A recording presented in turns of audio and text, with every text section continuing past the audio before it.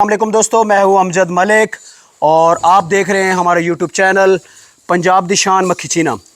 अज दा साड़ा विजिट जी तलागंग दा इलाका दंदी और इस वीडियो दे विच माशाल्लाह एक खूबसूरत ब्रीडर सो विखा रहे हैं जी आवान गोट दंदी।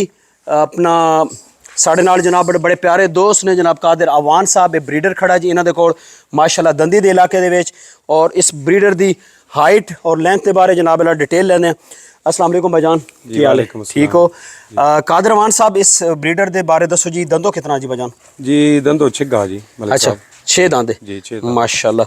ते इस ब्रीडर ने तुहाडे को कोई रिजल्ट आया? जी अज तक नहीं मलिक साहब, ये बकरी हुण क्रॉस हुई ने। अच्छा, ते अल्हम्दुलिल्लाह रिजल्ट तो इसना बेहतरीन है जी। ठीक है, क्योंकि ये मास्टर नी ब्लड है जी, बबलू ब्लड लाइन है। बबलू ब्लड लाइन हाफिज अपना सॉरी मास्टर ज़िया साहब जी, मास्टर ज़िया साहब जी माशाल्लाह जी, क्या बात है। बहुत खूबसूरत ब्रीडर है जी। ते अल्लाह पाक इन्होंने नसीब च करे। चलो जी यहाँ सूवे ते फिर वेखने जनाब अल्लाह। तो इसने जनाब अल्लाह पैर कादिर आवान साहब जरा खोल छटो जी थलो, इस जरा चला के विखे बिस्मिल्लाह करा पुत्रो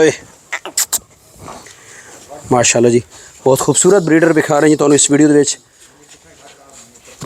तलागंग दे विच जनाब बकरियां दा बढ़दा होया शौक और साडी कोशिश बस पुत्रोए, क्या बात है। हाथ पीछे रखे हो? हाथ तो मवाकी गल है, नहीं है, मरे ना नहीं है, बरेना तो नहीं है।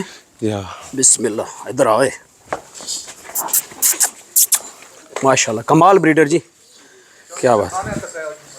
हाँ जी जी जनाब, इस वीडियो का इख्तिताम कर दिया जी।